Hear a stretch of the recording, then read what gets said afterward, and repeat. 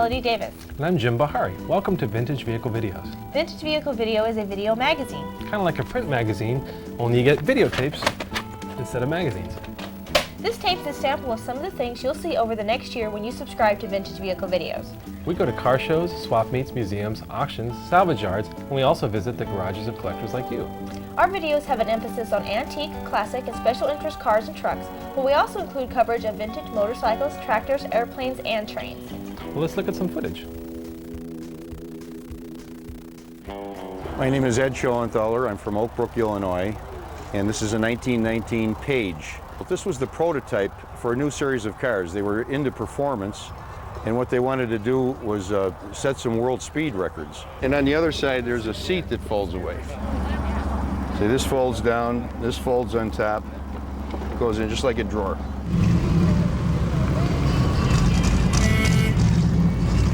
This represents the epitome of my collecting. It's a 1911 Mercedes. This is before Mercedes-Benz. And this car is a 10 win by chain. 3 sprinting because at 60 miles an hour, this car is doing 600 revolutions per minute. Etienne Testa made these full pitch horns.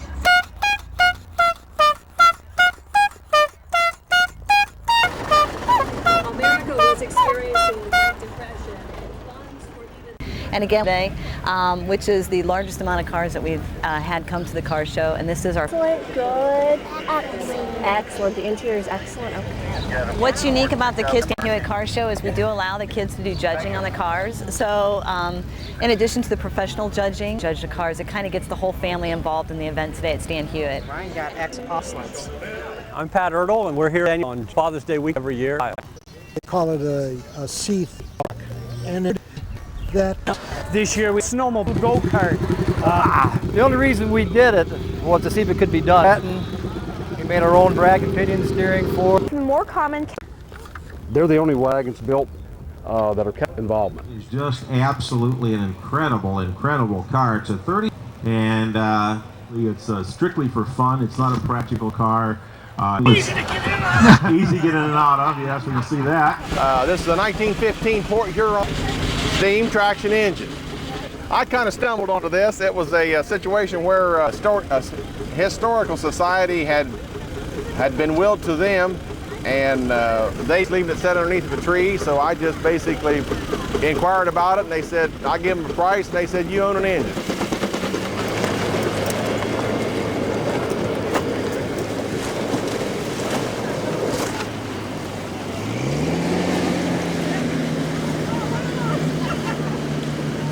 You gotta learn in the Amphicar though, brakes don't work anymore. Speedometer quits working. Well, you do require to have your front bow lights and stern lights. You saw it has the boat numbers on it. These were made between 1962 and 67. They used a Triumph motor in them, little 1247cc. I've got 2,000 vehicles here, probably got a couple hundred of them that's in the 50s, 60s, another 200 or 300 early 70s. Now you're looking at the whole yard. Way back in the back, you'll find me with a 1957 Pontiac Super Chief. Behind me is a mid-60s Pontiac station wagon. Most of them start, got some in the teens, but most of them are in 30s, in the mid-30s, and then of course 40s, 50s, 60s, right on up through. They didn't come much bigger than this early 70s Cadillac. This row of cars has a lot of 60s and 70s vehicles in it, but every once in a while you'll find an old 30s or 40s. This old Plymouth still has its engine inside. This engine's gonna need a little work. I always thought the grille on this thing looked so mean. You know, it's got just the meanest grille with those canted headlights like that. This car, when it came in, we got it out of California. The body on it was in pretty good shape. Other than I stripped it down to steel. It had moldings. If anyone knows anything about the old 56 Fords, it went all the way down it, throughout the back.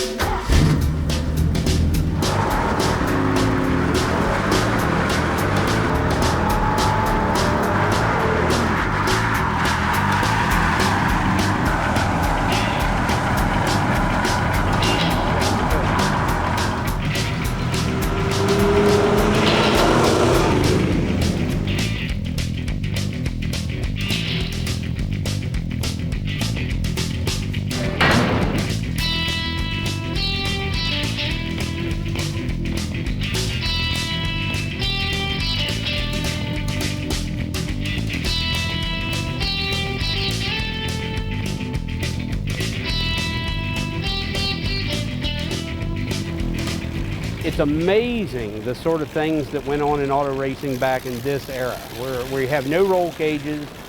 I'm my fire suit. I'm going to be able to drive Steve's car. And now we're got a little extra added attraction here. We have this young lady with the video crew who has never driven a race car before, is going to get an opportunity now. And she's off and running.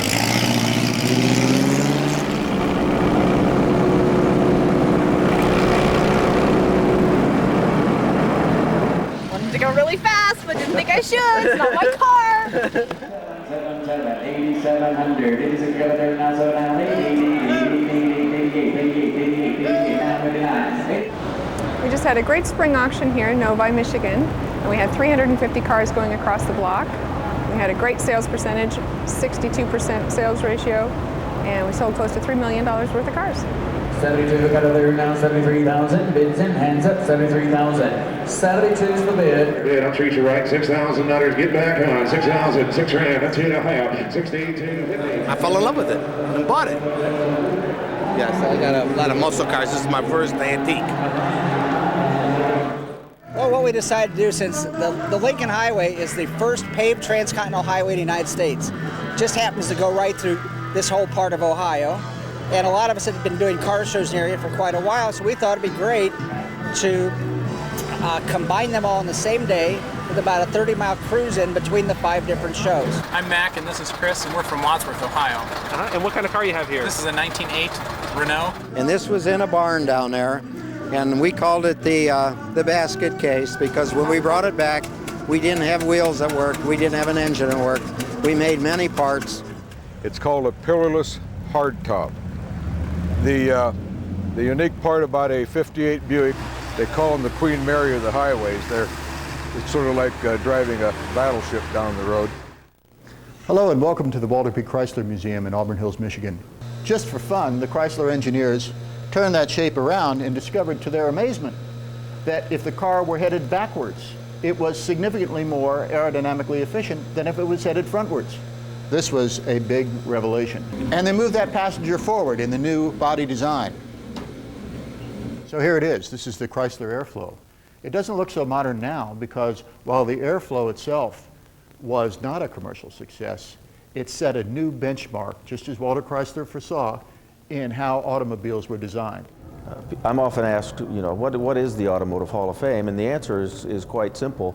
We're the Cooperstown of the automotive industry. You'll notice we have famous names, Sloan, Ford, Chrysler, Thomas Edison, the Soichiro Honda. And we get about 30,000 to 40,000 visitors a year, and we certainly hope that you would also look forward to joining us. We'd love to have you visit us. This is our 1925 Pierce Arrow aluminum car. It's made out of aluminum. And this is our Liberty Mutual Survival Car #1, built in 1957. This is our 1952 Wienermobile. These are some of our steam traction engines, and how they worked is this flywheel right here would have a big belt around it. It would be attached to a threshing machine. It was during the summer of 1903 that Packard started really advertising nationwide. They would be on the covers, or the back covers of different magazines to promote their vehicles. We try to have events here throughout the year that would interest other people besides the automobile enthusiast, and our Thunder of the Road show is one of those events. A nice little set of cars that we have right here are a set of 3 stainless steel vehicles made by Ford Motor in conjunction with Allegheny Ludlam Stainless Steel. The other part of Ipsy's auto history is the preservation of the world's last Hudson dealership, which we'll walk into in a minute. It's in the original garage. Since 1933, the records for the dealership go back to 1927 on every new car that was sold. This is a 1937 Terraplane manufactured by the Hudson Motor Car Company. The Terraplane was Hudson's low-priced entry. The United States Air Force Museum has one of the premier collections of World War I aircraft, and the SPAD 7 is only one of many that you would see here. Today, however, I'd like to share with you one of the real crown jewels of the collection. This is a true one-of-a-kind aircraft that you'll only see here at the Air Force Museum, and that's the World War I Caproni 36 bomber. And in the head of that track is the newest engine in the museum and one of the best. Buick really considered one of the pioneers of the concept vehicle. For stock car racing, open wheel racing, sports car racing, and drag racing. This car has never been restored. This car is what we call barn fresh. I won't let anybody call our place a museum. I like to call it a display. Our emphasis is all on the play of display.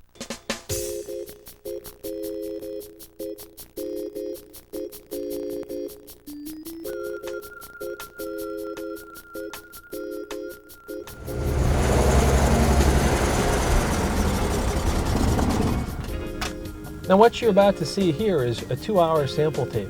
You'll see a lot of short 2-minute clips about a variety of subjects that you'll see whenever you subscribe to Vintage Vehicle Videos. An actual issue of Vintage Vehicle Videos would have longer, more in-depth stories, each one maybe 5 minutes to 20 minutes long, with some contact information at the end, more in depth than what you're going to see in this tape. One more thing, if you were thinking of subscribing to Vintage Vehicle Videos, please subscribe now. Now is the time when we need your support so we have funds to go out there and tape all of those shows. If you like this tape but weren't sure you want to subscribe now, please help us out by passing this tape along to somebody else who loves old cars. We really appreciate anything you can do to help us get the word out about Vintage Vehicle Videos.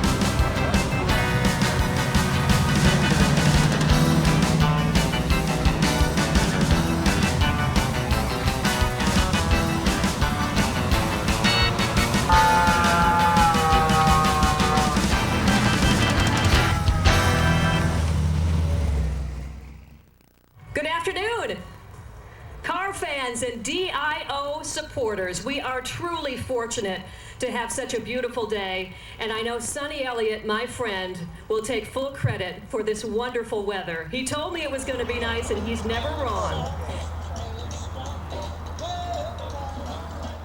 My name is Ed Schoenthaler. I'm from Oak Brook, Illinois, and this is a 1919 Page. This was the prototype for a new series of cars. They were into performance, and what they wanted to do was set some world speed records. If you notice, it's a very thin car compared to other cars, and what they did was they took their regular engine, bored it out, made it into a larger engine, and they put it in this type of body, a sporty body. It has a boat tail back end, and this car was the prototype for a series of cars they were coming out with. They also built another one with no fenders, no top, and they used that to race with, and it set the world speed record at Daytona Beach in 1921 with Ralph Mulford at the wheel. The speed record that they set was 102.83 miles an hour for the mile run. And then they finally did come out in 1921 with a series of 50 automobiles called the Daytona Speedster, the Page Daytona Speedster. This car has Westinghouse shock absorbers. As you can see, it's got unusual suspension on it. It has disc wheels, and it has a seat on the side, a mother-in-law seat. So there are a lot of unusual features. All of the what you would call the chrome is actually nickel plating, and it has things such as this actually geared. As you can see, when the production cars came out, they sold for around $4,000, which was a lot of money in 1921.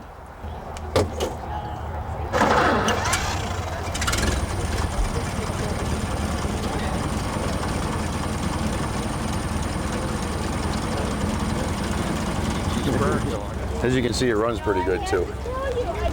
This is a golf club compartment, by the way. And on the other side, there's a seat that folds away. See, this folds down, this folds on top, goes in just like a drawer. Pull it out, seat up. This is so you don't slide forward. Well, actually, this is, you're welcome to sit. It's a very firm seat. I mean, I weigh 215 pounds, and I can tell you, I mean, it doesn't move. Maybe the whole car moves, but Yeah, the car seat kind of doesn't move. But I mean, it's not something that rattles or anything like that. When you sit in it, it's like sitting in a regular seat. We've had a lot of fun with this car. You can cruise all day long at 65 or 70 miles an hour. And like I say, they did set the world speed record at 102.83 miles an hour. I haven't had it up that fast, but it's a fast car. And a lot of fun.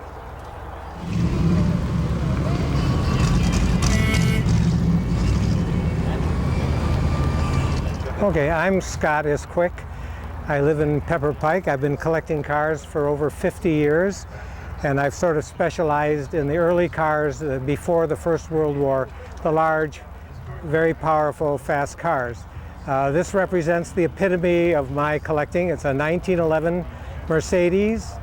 This is before Mercedes-Benz, and this car is a 10-liter, 4-cylinder car. Rear wheels are driven by chains, and this car is capable of speeds in excess of 100 miles an hour. And the body was built by order from the original owner, Henry Stetson, from the Stetson hat family. And this body was built by a Frenchman, Henri Labordette, who also made these wooden skiff type bodies on 6 cars before the First World War. 3 French cars and 1 Rolls-Royce, this Mercedes, and a Belgian car called the Minerva. The engine in this car is very interesting because it's the beginning of aircraft design. It has 4 cylinders that are overhead, 3 valves per cylinder, and it's very interesting because at 60 miles an hour this car is doing 600 revolutions per minute. In keeping with the French body, we have French lights. There's no electricity in this car. The lights is acetylene gas. The water goes in a tank that drops on calcium carbide, and perhaps you remember the miners' caps that had the little lights. Those were carbide lights. So these lights make a very bright white flame. Horn is also a French product. Etienne Testa made these variable pitch horns.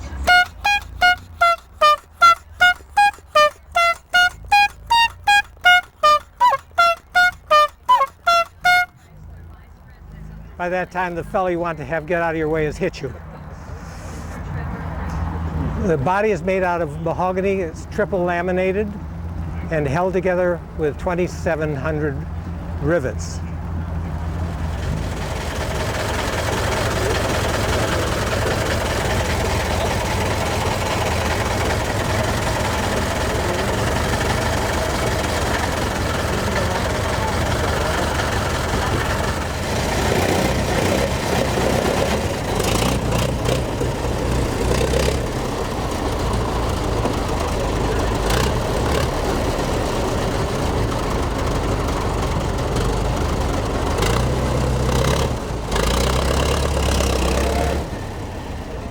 Some of Europe's automakers offered special models that emulated the styling and spirit of these cars, but at a much more affordable price.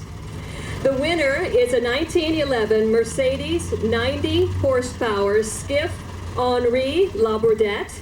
The owner is Mr. B. Scott Isquick from Pepper Pike, Ohio. Congratulations. It's just incredibly hard to separate the interior from the exterior, or just to get past the exterior on this car. I mean, it's just the details on it is just marvelous and magnificent. Labordette was actually a builder that built also boats, so you can see the parallel between the boat building skills and the architecture of this automobile. This was a very early example. In 1911, styling was very took a back seat to just the overall functionality, so it had to be a very expensive car where styling became an issue.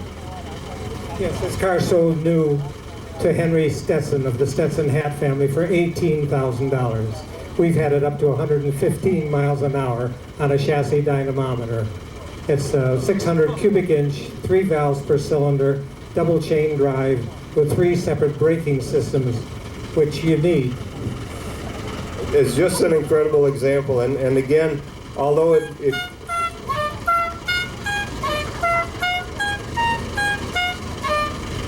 won the interior award, but you just can't get past the exterior. And if you get a chance, and if you can ask to let them see the engine, it's just an incredible, it's just a marvelous work of art.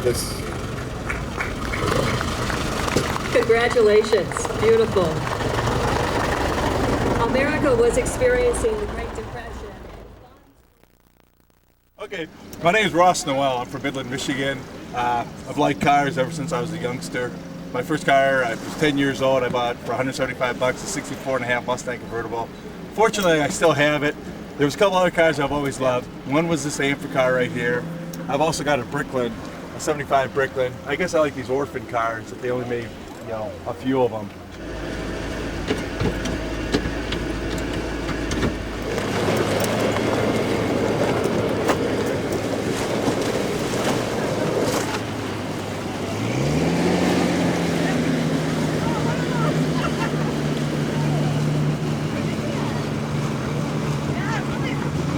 So you use a regular steering wheel, and now I'm going to put us in the forward.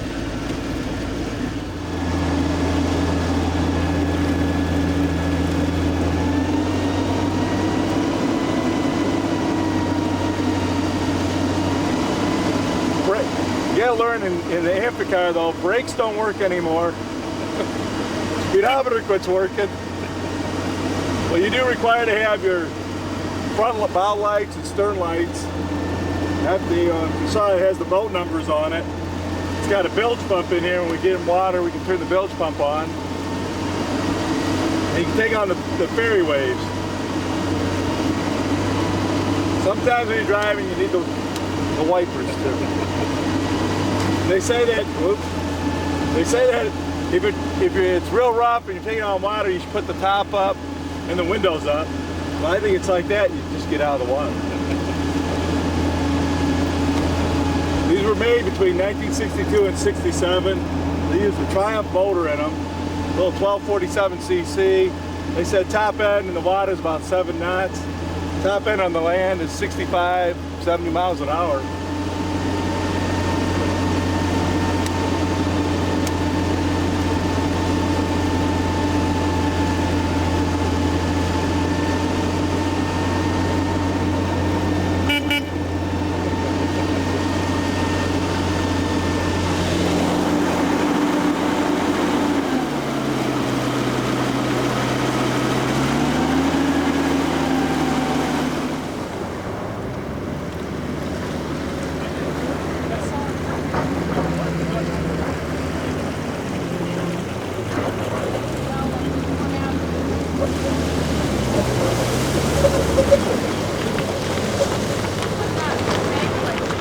Three most important things when you take this out is you make sure you latch your doors, you tighten down your hood and your trunk here, and make sure there's a bilge plug. I guess it's your bilge plug. Some people have taken them in and sunk them like that, but they're pretty hard to sink. There's a lot of movement in here. There's a lot of capacity of water. Make it nice, buddy.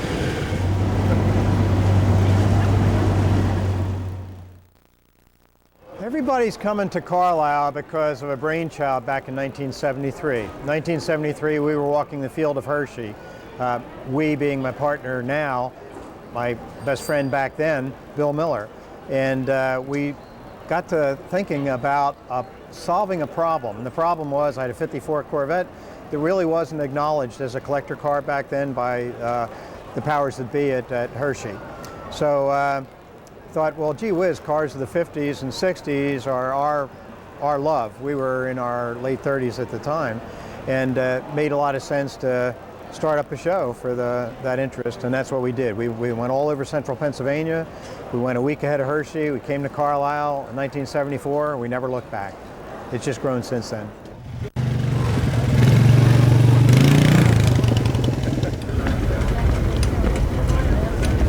My name is Mark Lenchek, Harrisburg, PA, and this is my third 1960 Buick.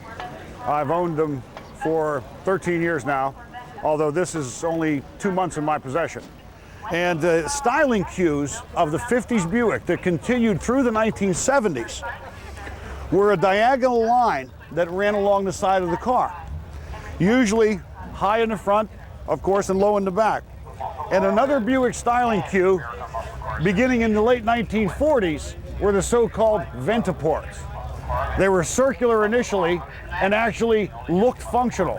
Later on in the history of Buick, they became a simple styling badge, but lasted through the 1970s and have recently been copied in the new BMW Z3, as a matter of fact. But these cars also have a beautiful line where the chrome on the windshield sweeps around all the way back and around to the back license plate. There are a few things quite from an interior and instrumentational standpoint, and one of them is a removable clock. Now, in the Electra series, this isn't empty. It's actually an electric clock with the electrical contacts here. But there is a mirror here. The gauges are actually facing upside down here on the dash, and to adjust to the height of the driver, there's an adjustable mirror. So a short female driver can look at the gauges straight on, and a taller male driver can be adjusted. Speedometer reads horizontally across this measure here, and then this is a speed minder. And you can dial the speed, and a buzzer goes off when the speed has been exceeded. And right now I'm getting wet and ready to stop talking. What do you say? Here we are, folks. It's the 26th annual Carlisle event. We're here. The best deal of the day is the 1923 Daily Driver. It hasn't quite made 3 trips because we just got back. It's made 4 trips to town already for beer, and we'll sell you this car right now for $87.50. Come on down. My name is Billy Stevens. I'm from Daytona Beach, Florida, and I'm up here for the 26th annual with all these great people. And if you've never been here, you need to come because this is the biggest and the best show in the world.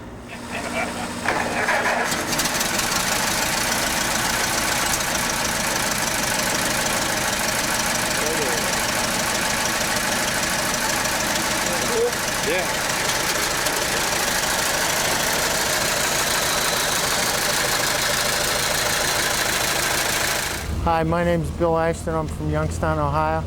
This is a 46 Mercury convertible. It has a 350 Chevy in it, 350 turbo transmission. It has a Chevy rear end in it. It's got a Downs front end underneath of it. The car drives real beautiful.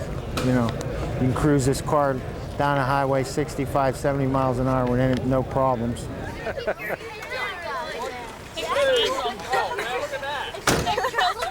So we have 5 people across the front of this Buick Electra 1970. Everybody wave, hey! What's up?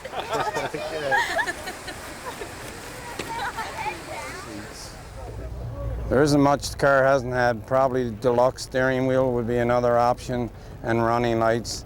Glass tops are very, very rare. This car with all the options is probably one of 10 left. The interior is pretty well original. Wow. All the vinyl is original. Look at your power seat setup, your power window setup. My car is a 1955 Ford Fairlane. It's a 272 V8 engine, 3-speed on the column.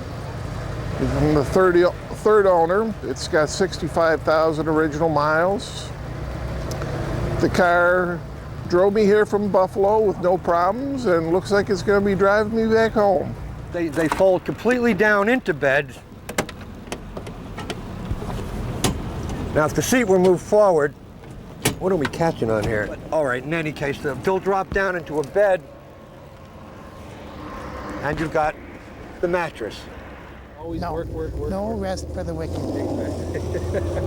People ask me what I'm going to do when I retire, and I say the same thing as before, but I won't feel guilty.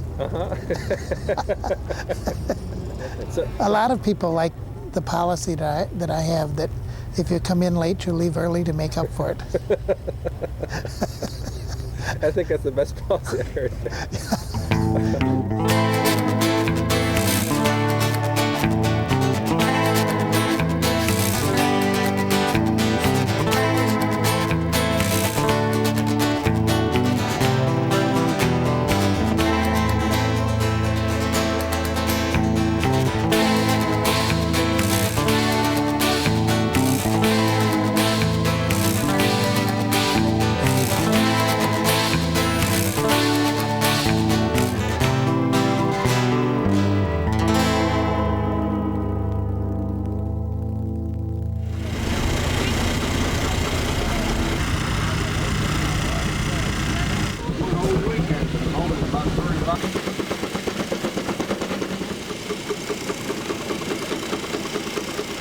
My name's Robbie Roll. I'm from Kingston, Ohio. That's my mailing address. Actually, I'm from a little town called Hallsville. This is a 1915 Port Huron steam traction engine. Now, the steam traction engine is basically a steam engine able to pull itself. We're with the Hocking Valley Steam Antique Tractor Club, and that's it's just a club. Of course, each person owns their own thing, so Mr. Rubel owns a sawmill, I own a steam engine.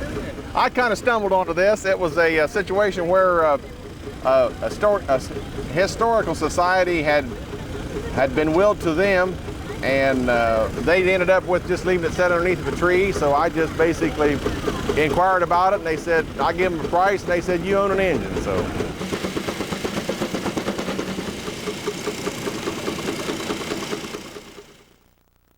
My name's Marvin Cook. My son Mark and I started in this business of collecting antique tractors about 5 or 6 years ago. I'm not sure why we started, but I guess we just liked tractors from all our years in the farming business. This is an Allis Chalmers D10. That was one of the early tractors in the D series. It was made in 57, and according to the serial numbers, It's the 11th D10 that was made. And it seems like a lot of collectors are trying to find D10 tractors, and they are bringing a premium price right now.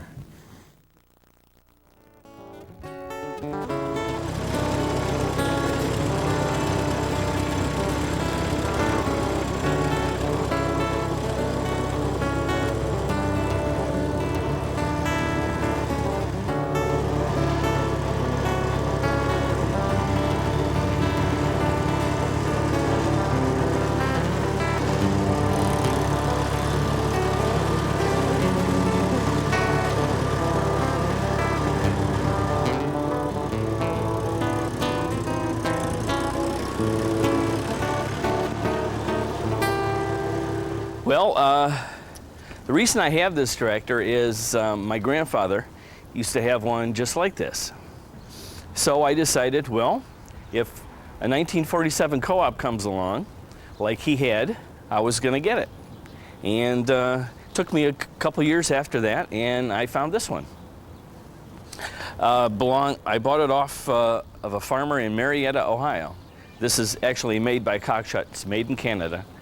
And it was a Co-op that was sold in this country. It actually has the wrong decal here. I can get the true decal. This decal is for the 1949. Way too new. The one gauge you see here that says Cockshut on it, I was talking to one of the people at the shows, and he's got, I believe, 25 of these type of tractors, and he's never seen a gauge like that. I put new tires on the front, they were all gone. One of the selling points of the tractor was the rear tires are about brand new, and they're about $1,000 a tire. So I paid $2,000 for the tractor about 3 years ago. Well, that was like buying the tires and getting the tractor for free. So I believe I got a good deal out of it. And I just ride it around the yard. Neighbors think I'm kind of strange, and they're correct.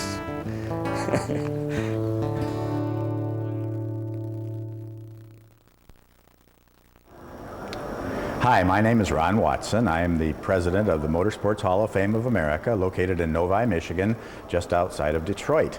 This is a National Hall of Fame for all of motorsports. And what is unique about this Hall of Fame is that it covers all motorized vehicles. Not only do we commemorate, and we have special categories in which we induct people for stock car racing, open wheel racing, sports car racing, and drag racing, we also commemorate motorized vehicles in the air and in the water, power boats, air racing. We also have an at-large category and a motorcycle category. So we try to catch. So that really kind of shows that we really have every kind of motorsports here, and it's all kind of based around this one vehicle here, which is the namesake of the city of Novi. This is the Novi Special. The Novi Special actually were several cars from 1946 through 1965. They were campaigned by a Novi, Michigan industrialist by the name of Lou Welsh. Later he sold the team to Andy Granatelli. You see this paint job is the typical Andy Granatelli paint job. This is the very last of the Novi Specials. These were awesome cars that were powered by a supercharged V8 and were often the very fastest at the Indianapolis Motor Speedway, set several records, led the race at many times, and are known as the most famous car that never won the Indianapolis 500. It's really legendary, though, around the world. There's almost a cult following to it. We have visitors from every part of the planet that have heard about this car and the line of Novi cars that come especially to see this. And so we're grateful that we have this car that was driven back in 1964 and 1965 by the young Bobby Unser, who is also one of our inductees. We invite you all to come to the town that named this famous vehicle. That's Novi, Michigan. We're here at the Motorsports Hall of Fame, and we welcome you to come just outside of Detroit whenever you can. welcome to the Antique Auto Racing Association. Come take a ride with me.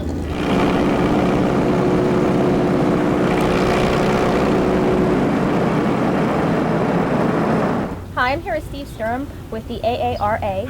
Steve, why don't you give me a little background on the association?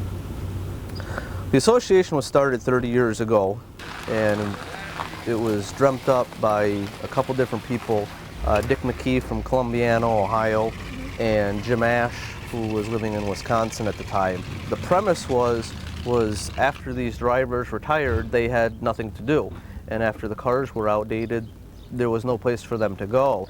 So they formed the Antique Auto Racing Association to give the drivers that were retired, or the people that didn't want to be a professional driver but still want to do some sort of racing, a chance to come out and do some exhibition racing, at speed wheel-to-wheel racing, along with bringing the cars back out that were outdated, could no longer be used at modern facilities and be competitive, or didn't meet technical requirements. The AARA, our guidelines restrict cars. All of the cars that compete with the AARA have to be built before 1950, and they all have to have 1948 or earlier domestic engines. There are several associations starting on the East Coast and working all the way across to the Pacific Ocean that have similar standards, but none just like us. A lot of the clubs are allowing newer cars that have modern V8 engines or cages and wings. One of the big push right now are stock cars. NASCAR is very popular, so the vintage stock cars have become very popular, and there's a lot of associations sprouting up for those.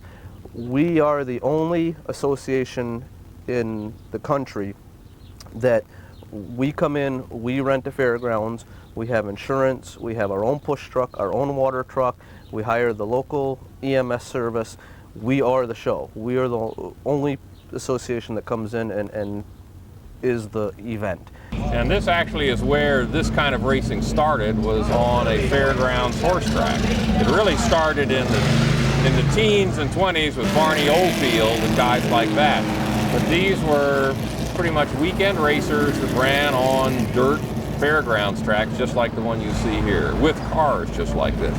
None of these cars are newer than 1950, and some of them really go back to the 20s and early 30s. Stumpy Stone. I'm the announcer for the Antique Auto Racing Association. I just love the history. It's a great bunch of people doing this. The average age of the drivers is 68 years old, and the newest car is older than I am. So we're talking at least 50 years old. I won't go any further than that. The best way to pick up the history of this sort of racing is to talk to and more listen to the guys that did it years ago. We have several old drivers that have been doing this since before World War II. And there's very little written history of vintage racing, but I've absorbed all of that I can. But generally, just talking to the old racers, it's amazing the sort of things that went on in auto racing back in this era, where we have no roll cages, and I mean, it was, a fella asked me one time, I said, I understand during the Depression a lot of guys got killed driving these, and he said, yeah, he said, you had a choice, you worked for $2 a year on the farm, or maybe win $35 running the big race. So, the history is there, and sometimes it's not all pleasant, but it's fascinating nonetheless. And so the attraction was the speed and the danger, and with these cars, they'll kill you just as fast today as they would 50 years ago. And we have a thing on our pit pass that says, if you're not famous by now, it's too late. We have a rigorous safety inspection of all the cars, and the new guys, we have them start in the back and follow us their first time out, so they kind of get an idea of what we're doing. Drivers meeting before every day's racing. Everybody is just being very careful, because this thing could be gone in a heartbeat. The insurance companies in modern day auto racing are tightening the screws on everybody, and of course that would include us. Generally, we don't have this much dust. We had a water truck problem today that we don't normally have. Now, this is all for fun. Nobody makes a dime out of this. In fact, it costs these fellas a lot of money to come out here and race.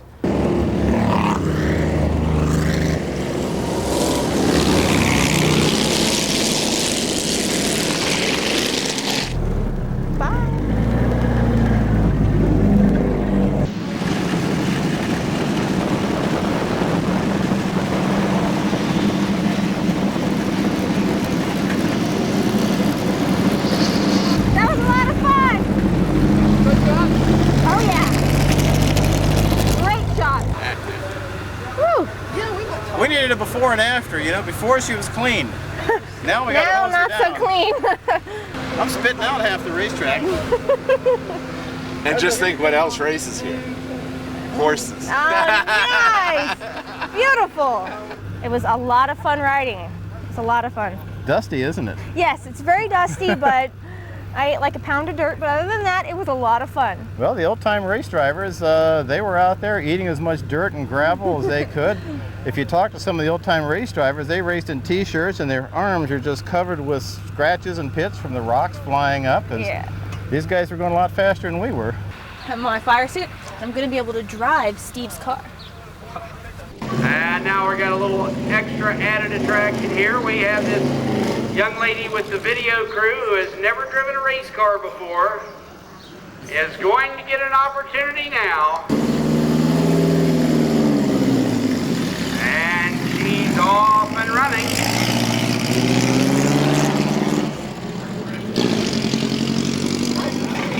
Not a bad shift into second gear there.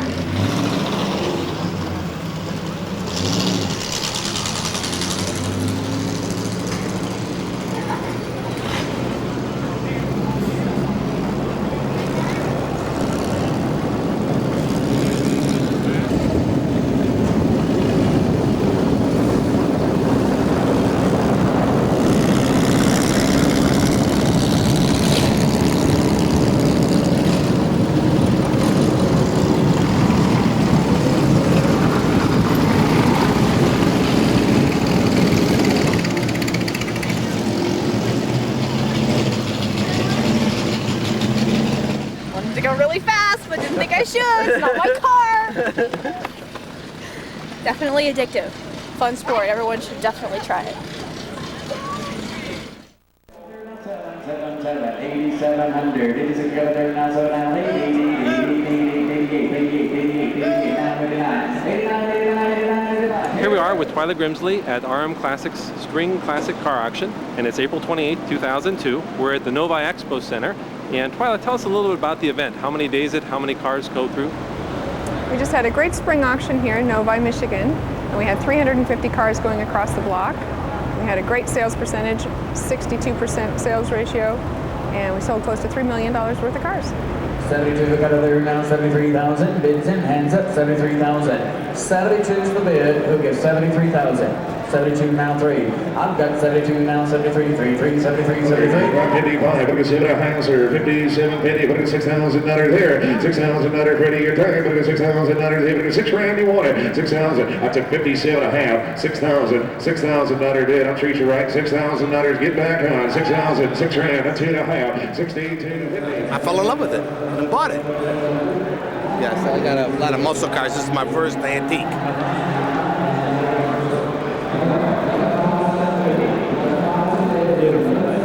I've got 34, 35 last call, bids in, hands up, 35, 35, 35, 35. Sold, $34 going his way. Good job, Gordy. Sold, another one, sold, 3,400. What's coming next? Bring in the next bottle of bill, please.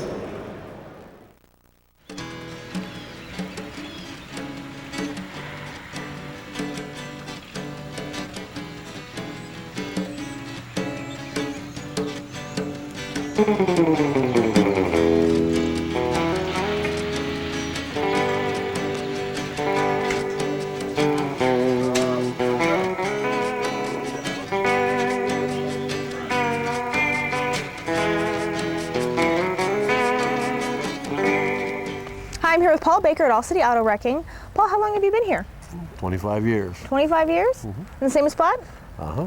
I noticed that you're one of the only salvage yards in Columbus that has older vehicles. Do you have a lot of them? I've got 2,000 vehicles here, probably got a couple hundred of them that's in the 50s, 60s, another 200 or 300 early 70s.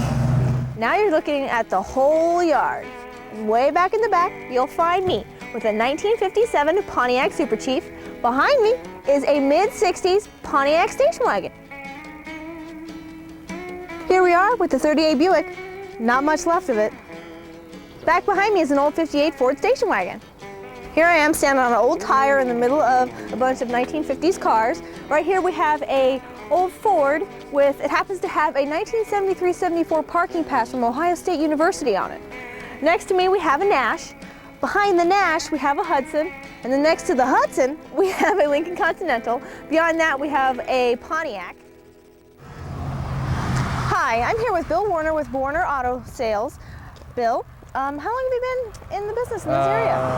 Well, I was born and raised here, so be 46 years. And my dad started right after the war and started in the old schoolhouse and started doing mechanic work and then would buy cars to get parts, and pretty soon he looked out back and he had more cars, and so he just continued on in the wrecking business. Give me a little bit of background and a little history on kind of what cars you have back here. Most of them start, got some in the teens, but most of them are in 30s, in the mid 30s, and then of course 40s, 50s, 60s, right on up through. Got a little bit of everything as far as Chrysler and Fords and Chevys, Packards, Studebakers, you know, some of the old cars being Hudsons that you ain't seen for a while. So we have a little bit of everything. Bill, I also wanted to ask you, how many vehicles do you have back there? We have approximately about 2,500 vehicles in stock. Okay, do you have just a lot of parts, or do you have vehicles that you can restore? We do both, sell mostly parts, but occasionally you'll sell cars people take out to restore and stuff. Like these here, we got a few here that's restorable. Down through here, Chrysler, Mustangs, and some old Chevys and stuff. So that's runnable, restorable vehicles, shaped there. So how often do you get older cars in? We try to get as many as we can. A lot of times people that is abandoned projects or stuff. Sometimes people, estates or people have died and they've never finished them or something. But between the demolition derbies and the old Crasher, it gets a lot of the old stuff. But we always try to pick up as much as we can. Great. Well, we're going to go take a look around. All right, you're more than welcome. Thank you. Look at these old Pontiacs. They're rusted all rusted out, but look at the bright work. It's still great. Look at all these old panel trucks. This one here is full of generators. Got some carburetors on top. And the one next to it over here is some more carburetors and some fuel pumps. Bird's nest. This whole area has got a lot of Chrysler products. You see a lot of Plymouths and Dodges, but you see other things mixed in. Like there's a Chevy truck over there. Over on this side, we have another old Pontiac mixed in. Back there, you can see the teeth of an old DeSoto. Up here, if you go up, take a look up this way. This is a 59 Buick. I always thought the grille on this thing looked so mean. You know, it's got just the meanest grille with those canted headlights like that. This one's got a pretty well dented up hood, although, well, I was gonna say it had a good windshield, but it doesn't. The windshield is all cracked. So here we are on the other side. I was just gonna comment that I thought it had good chrome around the back. This always gets so banged up, and this is banged up as well. I don't know, it's kind of... She's going back under. Yeah, it looks like the whole thing's sinking back down to the ground. But you never know. Oh, and she opens. Warner's has mostly American cars, but occasionally you'll see a few imports. On the other side of this creek, we have a few Volkswagen Beetles. They didn't come much bigger than this early 70s Cadillac. This row of cars has a lot of 60s and 70s vehicles in it, but every once in a while you'll find an old 30s or 40s. This old Plymouth still has its engine inside. This engine's gonna need a little work. Mixed in among the newer vehicles, we do have a row of old trucks. You think you're at the end of the lot, and it keeps on going and going. I keep on finding more and more older cars. And again, these are really grown up. Here's a kind of a surprise. We actually have a 57 Mercury with, this is the type that just had the single headlights on each side, not the dual. Later ones, or some of the ones actually had dual headlights. This still has a good windshield in it. Not much else on this. I think we found the area with some of the oldest cars on the lot back from the 20s, but I don't think there's a whole lot left of these cars. Another one over here. Another one back over here. Pretty old stuff. Is this an old Checker? I think it is a Checker. Yeah, I think we've got a second old Checker here. Pretty far gone. But great to see it. Here's another one. Oh, look at this. Oh, there's a bunch of Checkers here. Here's one right here. Brush is just taking over the inside of this, just totally full of brush. It's gone back to nature.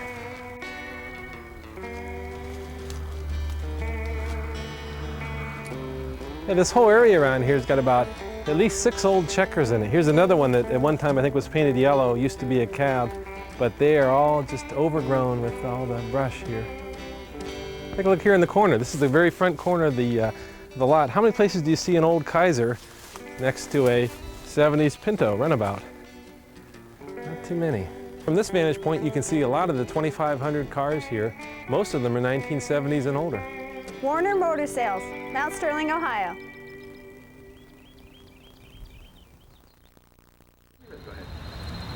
Hi, my name is Jeff Taylor. I'm Curator of Collections here at the Sloan Museum. We're standing in the museum's Buick Gallery and Research Center. Come on, I'll take you for a walk around. This is a 1910 Model 10 Buick. The Model 10 Buick was one of the most significant cars in Buick's early history. The Model 10 was introduced in 1908. Its sales proved so successful that it gave Billy Durant, who was president of Buick Motor Company, gave him the financial support to actually begin General Motors. Buick produced the car from 1908 to 1910. This is the Buick Silver Arrow, which is not really a concept car in the sense that it predates the production of the Rivieras.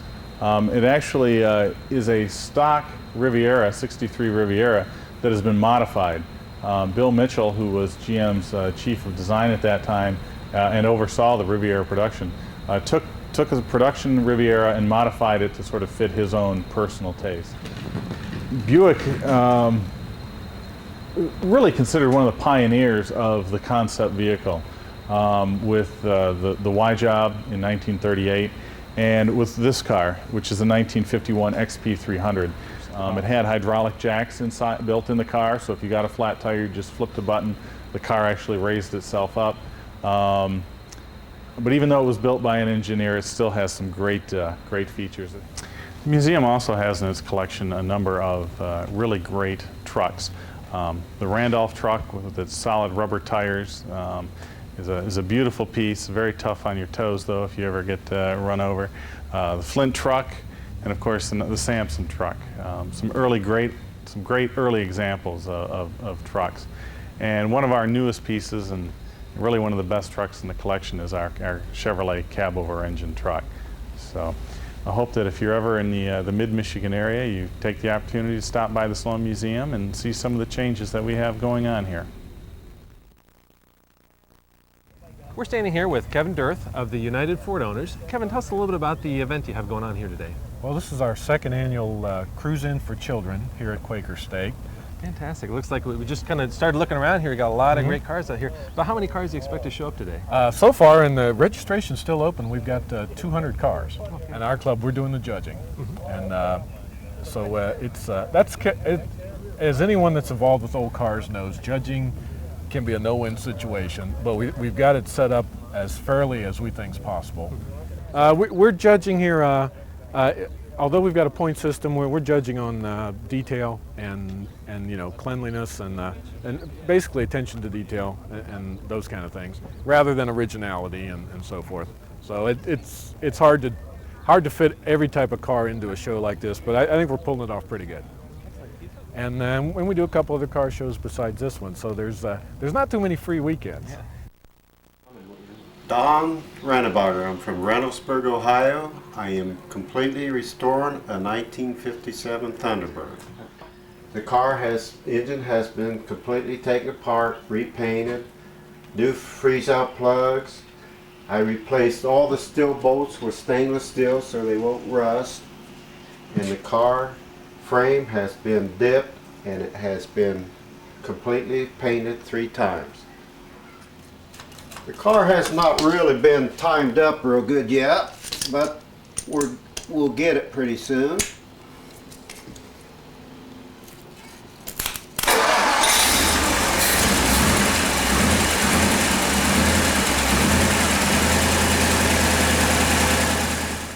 Got the gauges and everything on there. This here dash comes, the only way I could get it was blue, and I had to dye it and repaint it black. Almost like brand new. We got our own sandblaster. Got this rust-free door from California. The other door had been hit and was sprung, so we went and got another door. Inside the motor will be sprayed, and the undercarriage will be completely sprayed before it is put on. You can see we still got a long ways to go.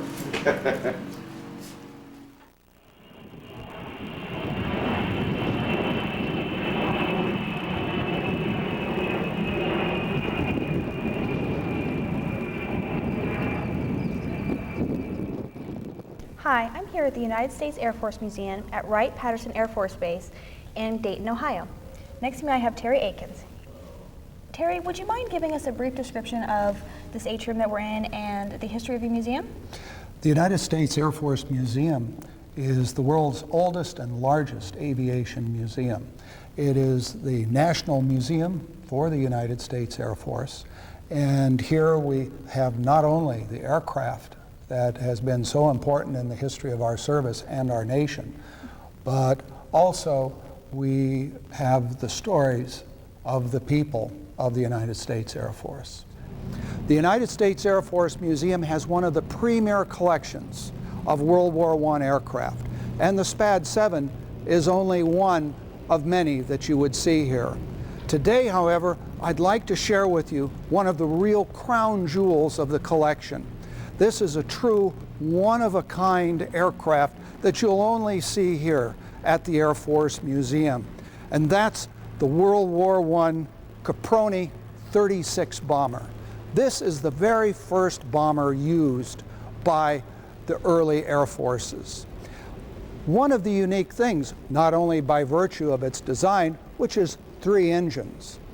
These were used in Italy by American pilots flying with the Italian Air Force to fly across the Adriatic Sea on bombing missions. Here in this exhibit, we're featuring the American volunteers of the Eagle Squadron, American volunteers who flew in the Royal Air Force during the very dark days of the Battle of Britain. Certainly one of the most dramatic features of the exhibit is the telephone ringing announcing a scramble. German bombers are inbound. And here we have the aircraft scrambling to meet them. Introducing into the exhibit and into the storyline the sound of aircraft. And here we'll have the starting of the Rolls-Royce Merlin engine as part of the Spitfire. During this particular part of the exhibit, we have over 6 aircraft starting, taxiing to the end of the field, and taking off into combat. This is the type of new exhibitry that you can expect to see at the Air Force Museum.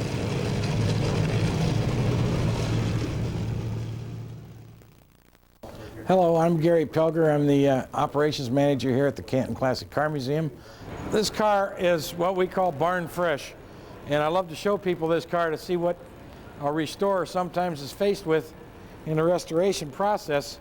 This is a 1914 Benham. It came right from Canton, Ohio at Myers Lake. It's been in one family since it was new, and they donated it to the museum. Okay, we've probably all seen one of these cars before. If you think about it, it's a 1907 Renault town car, very similar to the car that was used in the Titanic movie. I think just about everyone's seen the movie. Some of these cars, they didn't change body style much, and there are some on the bottom of the ocean on the Titanic. They were shipped from England and they were coming to the United States. These were the limousines of their day. This is what's really unique about this car is it belonged to the President of Chile. It's very low mileage, original. This car has never been restored, with the exception, I would guess, that the seats have been redone in the front, but they definitely have not been done in the back. And that's the original cloth interior. The window, of course, comes down on the front there, and my lady would drive in the back and speak to the driver through that horn. And there's just tell him turn right, pull over, you know, that sort of thing. You want to stop at the millinery shop or whatever. And it's just a beautiful car and in fantastic condition when you consider its age. approaching 100 years in the next 5 years, so it's 95 years old. Hi, I'm Alan Unrein, manager of the Crawford Auto Aviation Collection. We have approximately 190 automobiles in the collection. This is our 1932 Peerless, which is the flagship of our collection. It's the last car produced in Cleveland, Ohio, and it's a prototype, the only one in existence that we got directly from the factory. It's made entirely out of aluminum, and the frame itself only weighs 150 pounds. It has a V16 engine. There's no other car like it. Hi, my name is Chris Dawson. I am one of the curators here at the Crawford Museum, and we'd like to show you some of our new acquisitions that have come in the last year or so. And what I'm standing in front of right now is a gorgeous 1959 Chevy Impala. And this actually came from one of our volunteers. A gentleman, his name is Kenny King. His father was actually a very famous restaurant chain owner here in Cleveland. And Mr. King is a car lover, and he became one of our volunteers and helped us work on our collection, and one day he just came in and asked if we'd like his Impala. As you can see, it's a gorgeous car. It's got factory air conditioning, body's in beautiful condition, the engine's in beautiful condition, and it's just really one of the nicest cars we've gotten in a long time. A nice little set of cars that we have right here are a set of 3 stainless steel vehicles made by Ford Motor in conjunction with Allegheny Ludlam Stainless Steel. The first actually is this 1936 Ford, and this was built as a promotional tool. The stainless steel came from Allegheny Ludlam, and Ford produced the vehicles, and they were given to Allegheny Ludlam salesmen in places like Detroit, Cleveland, Chicago, New York, and they would drive these around all over the place, advertising their product by what they drove. The cars are very robust, except for the fact that the undercarriage is still made with regular carbon steel, so they had the problem of literally the floorboards would rot away, the engines had to be replaced frequently because they put hundreds of thousands of miles on these. But as you can see, the stainless steel body is still in remarkably wonderful condition. We really don't have to do much to keep it clean. And actually, by the time of World War II, they kind of got away from this, and Allegheny Ludlam actually let the cars go. After the war in the 1950s, Allegheny Ludlam realized that they had a really great PR opportunity with these vehicles. So they actually tried to search them out, and they were only able to find about 4 of the original vehicles. Several had been scrapped during the war as part of a war bond drive. But they decided to try again, and in 1960, they created 2 Thunderbirds with stainless steel bodies. And then in 1966, again, they combined with Ford and created 1966 Lincoln Continentals. So the Crawford Museum is actually the only museum in the country that has a complete set of the 3.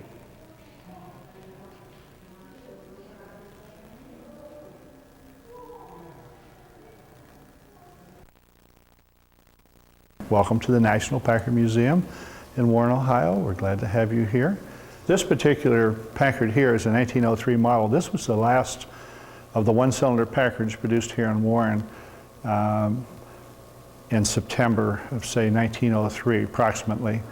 And it was during the summer of 1903 that Packard started really advertising nationwide. They would be on the covers, or the back covers of different magazines to promote their vehicles. And then they do stories in the different automotive magazines. But this summer at the Packard board meeting in, say, April or May of 1903, they said, let's do something that makes a lot of noise. That's the way they described it. Let's let people know that we have the best automobile for sale in the United States. So they took this model Packard and shipped it to California by rail.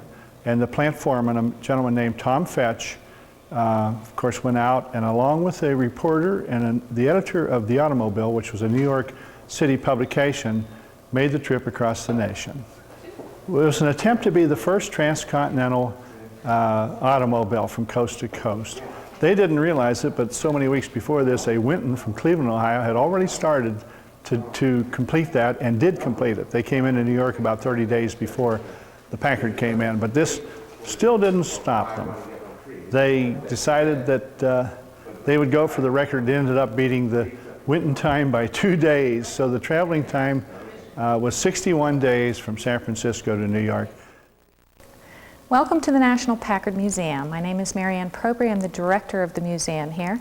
What you see behind me and around me is a antique motorcycle show. This particular year we're featuring the Harley motorcycle.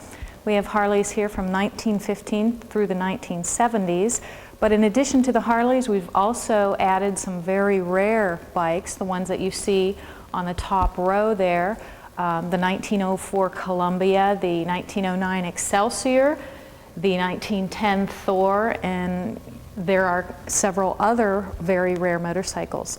We try to have events here throughout the year that would interest other people besides the automobile enthusiast, and our Thunder of the Road show is one of those events.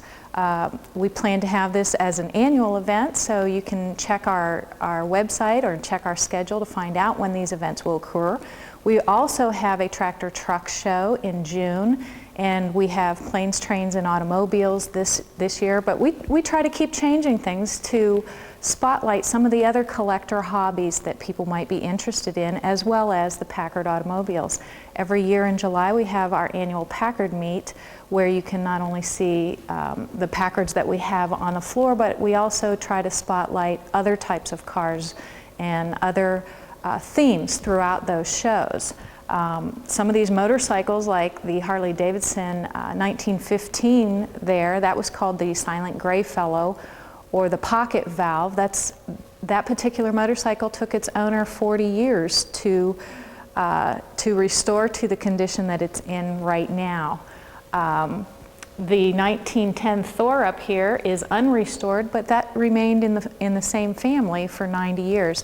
When we start these exhibits, we try to find someone who is in the collector hobby to assist us, and through a lot of research and several phone calls and advertisements, we come up with a very nice cross-section of the item that we're trying to display.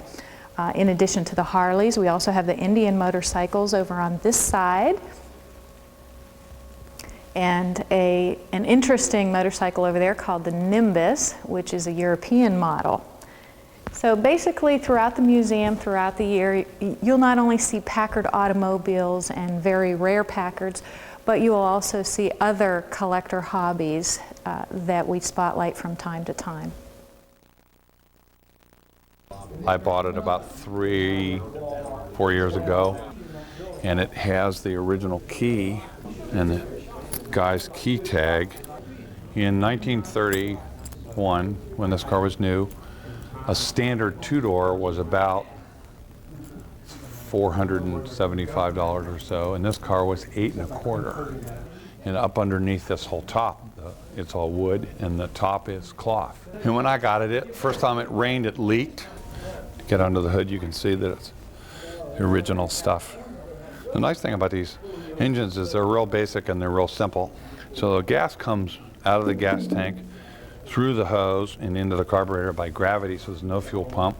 And as you can see, the wires probably came with the car. They're 60 years old. They don't wear out. They're solid copper straps, and if you grab onto them, you know you did it. It's easy to think, well, I can just do this and get away with it one time. And what happens is, as you're pushing down, it kicks back and comes up this way, and then it comes right around and breaks your wrist and breaks your arm off right here, because they'll kick hard.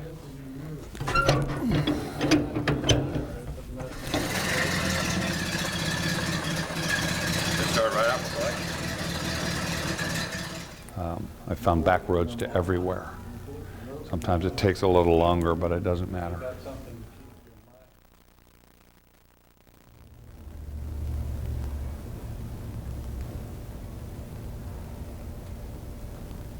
This car is an original Columbus car.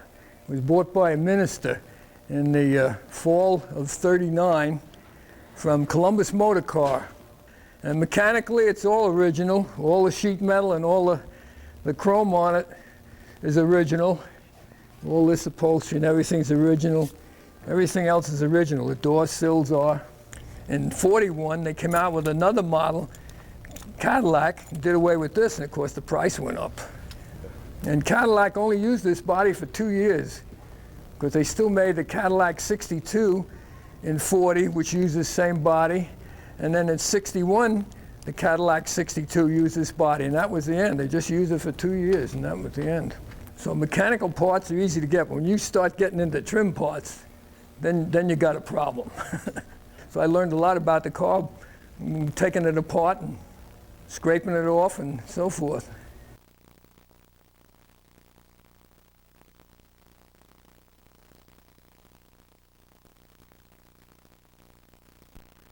Look at that. Oh, it's a 57 Chevy 210 four-door sedan.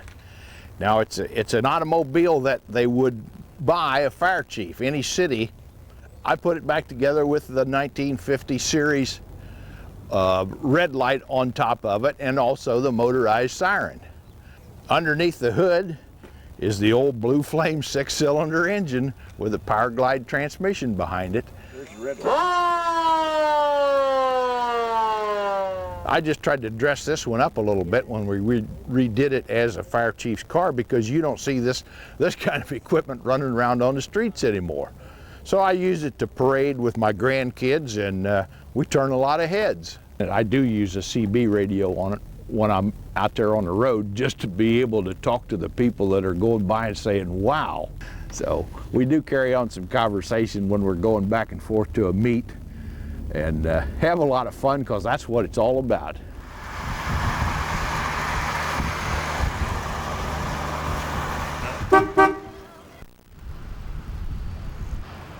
Well, I'm Bill Henry, and this is my 1912 Ford. It's a Model T.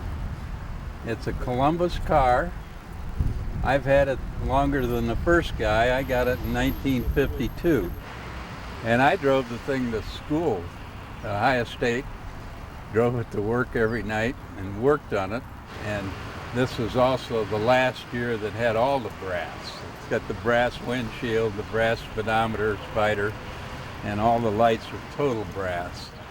But to start this thing in the cold weather, you really have to jack up the rear wheel, because it's a planetary type transmission, and it has a foot pedal type operation.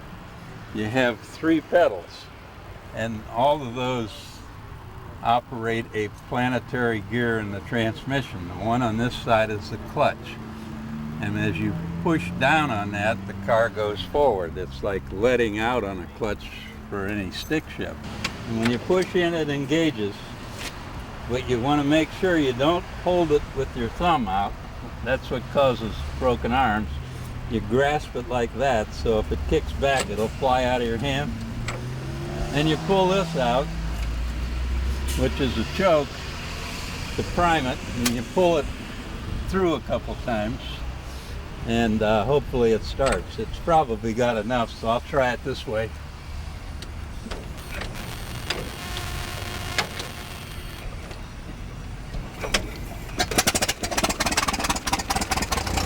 But you have to block the wheels, because the transmission drags enough that it'll pin you right against the garage wall.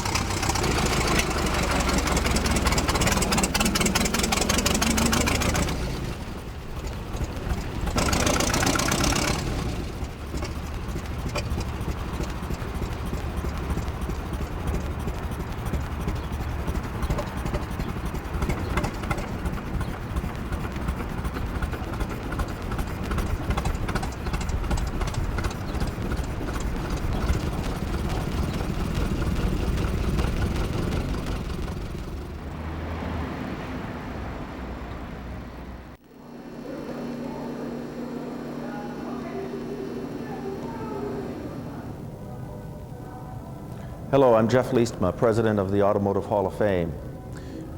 I'm often asked, what is the Automotive Hall of Fame? And the answer is quite simple. We're the Cooperstown of the automotive industry. Often people go to Cooperstown to see the heroes of baseball, and they come to the Automotive Hall of Fame to see the heroes of the auto industry. We currently have 194 inductees into the Automotive Hall of Fame, and they come from all parts of the industry and from around the world. And when someone is inducted into the Automotive Hall of Fame, what happens is they get their name and their signature engraved in these granite tablets, which is a way of symbolizing the permanence of that honor. You'll notice we have famous names, Sloan, Ford, Chrysler, Thomas Edison, Soichiro Honda, Toyota, Benz, Daimler, Maybach, really from all over the world, and as I said, from around the industry. You'll notice along the wall here we have an original piece of automotive art.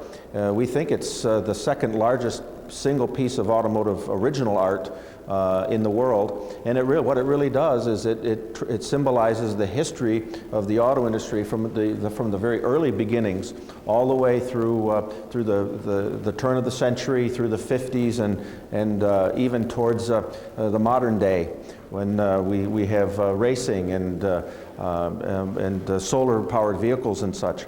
But again, it's all original art, and it's the highlight of our Hall of Fame here. The Automotive Hall of Fame is open 7 days a week, closed on Mondays during the winter. And we get about 30,000 to 40,000 visitors a year, and we certainly hope that you would also look forward to joining us. We'd love to have you visit us and see what automotive history is all about, as told through the heroes of the auto industry. Hello and welcome to the Walter P. Chrysler Museum in Auburn Hills, Michigan. My name is Barry Dressel. I'm the manager here, and this museum, opened in 1999, is something of which Daimler Chrysler is very proud. The silver car that you see coming around as the pylon slowly rotates is also from 1941. It's a Chrysler Newport. Again, 5 of these were produced, and these were considered extremely futuristic designs. Coming up the stairs and looking down at the pylon, we get a good view of the Chrysler turbine from 1962. These were hand-built by Ghia in Italy, and we produced about 50 of these for customer evaluation. Just for fun, the Chrysler engineers turned that shape around and discovered to their amazement that if the car were headed backwards, it was significantly more aerodynamically efficient than if it was headed frontwards. This was a big revelation. So what the Chrysler engineers did was took the passengers who had been sitting on the rear axles, and they moved that passenger forward in the new body design. So here it is. This is the Chrysler Airflow. Actually, it wasn't supposed to be a Chrysler at all. It was supposed to be a DeSoto. But when Chrysler's engineers demonstrated the first prototype, Walter Chrysler rode in it and was completely entranced. The car did in 1933, 1934 what we try to get people to do when they look at car designs now, which is people either loved it or hated it. But looking at the car now, it doesn't seem so radical. But in the early 1930s, this rounded front with this waterfall grille was extremely advanced and unusual. This was an extremely modern car. It doesn't look so modern now because while the Airflow itself was not a commercial success, it set a new benchmark, just as Walter Chrysler foresaw, in how automobiles were designed. In fact, some historians consider the Airflow the first truly modern automobile. I hope that this has whetted your appetite for the offerings of the Chrysler Museum. We've seen 2 floors out of 3. We have a collection that numbers over 220 cars, and at any one time we're displaying somewhere between 65 and 70 of them. We're an easy place to get to, and we're very proud of our history. We hope that you'll take the chance when you're in Auburn Hills to come by and see us and experience the American heritage of Daimler Chrysler. I'm Jack Miller, and I'm the curator of the Ypsilanti Automotive Heritage Collection. We feature local history. Ypsilanti is very rich in auto history. Ypsilanti was the home to Preston Tucker, who designed and built 51 ill-fated Tucker cars. Ypsilanti was home to the Kaiser Frazer Corporation, which started here in 1946. The other part of Ypsi's auto history is the preservation of the world's last Hudson dealership, which we'll walk into in a minute. It's in the original garage. Since 1933, the records for the dealership go back to 1927 on every new car that was sold.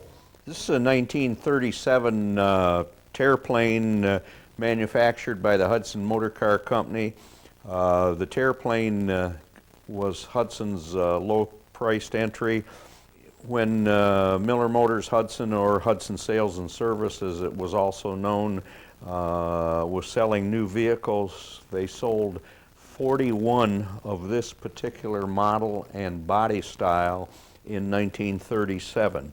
This is a 1951 Kaiser Traveler. You had a vehicle with hauling capacity which could serve as a four-door sedan. This is a 1954 Kaiser Darren sports car. It was conceived as an idea car to boost Kaiser's image.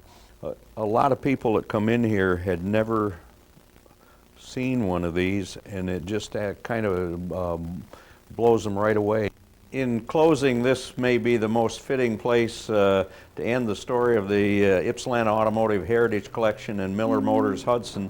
This is the view that the competition had for 27 out of 32 races in 1952 of the Hudson Hornet. I'm Cecil Joseph. I live down in Delroy, Ohio, and I originally was in the milk business in Massillon, Ohio. I purchased 2 of these Divco trucks brand new in 1950 and used them up until the time that I sold the milk business. This has been restored from one of the original ones that I had in 1950 or 51.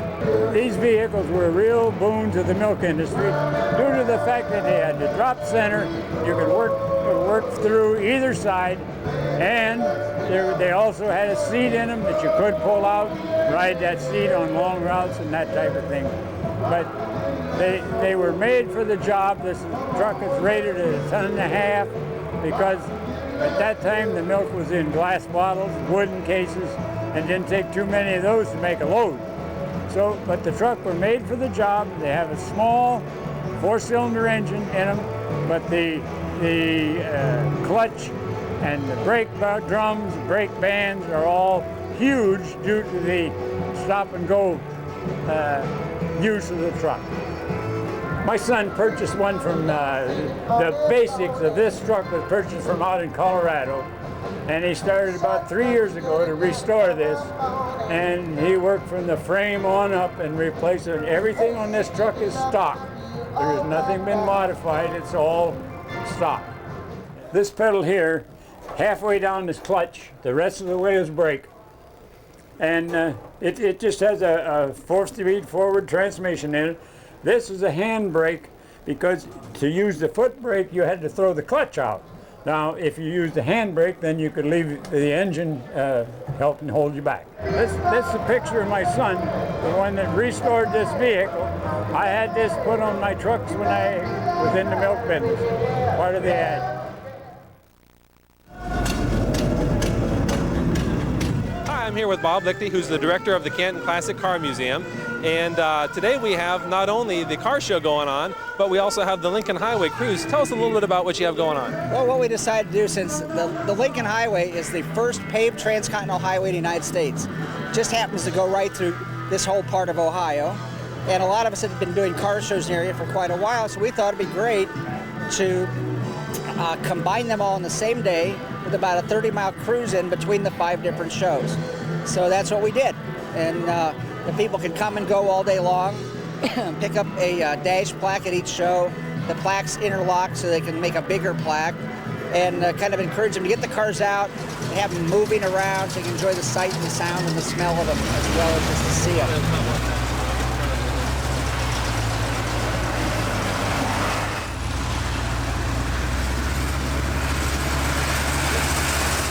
I'm Mac, and this is Chris, and we're from Wadsworth, Ohio. And what kind of car you have here? This is a 1908 Renault. Wow, where'd you get it? Out of Michigan. Yeah. Excellent. Do you get out and drive it a lot, or? As much as we can.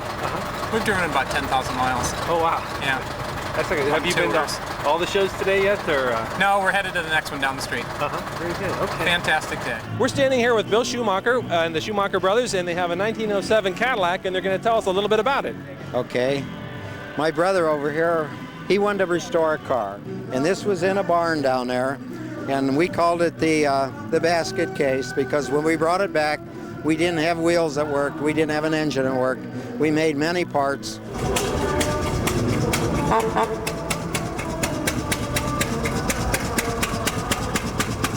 We're here with Don Wassel from Massillon, and he's got this beautiful 1958 Buick Super. And the 58 Buick is it's a Series 56R, which stands for Riviera.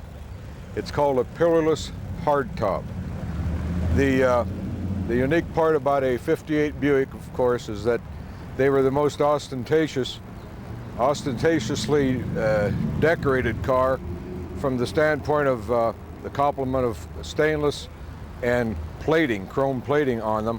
They're noted to be the most heavily chromed and stainless steel addressed car that Buick built. The car will perform easily up to speeds of in excess of 100 miles an hour, and of course it's extremely heavy, so consequently it does handle quite well and holds the road. They call them the Queen Mary of the highways. It's sort of like driving a battleship down the road. Yeah, here we are, still at the Massillon Car Show, and here we are back with Cecil Joseph. We taped his car back at the show in Canton in February, and this is about 3 or 4 months later, and it's a beautiful sunny day outside, and he's got his truck parked out here, and I mentioned, I said, I bet people have been coming up all day long. All day long, yeah. Yeah. It draws a lot of attention because it's different. Oh, yeah. It's not a car, you know, and it's different. Yeah, you drive it standing up. And the clutch and the brake is all on the same pedal. Driving, there goes Cecil Joseph, driving his Farm Fresh Divco truck. You drive it standing up, of course.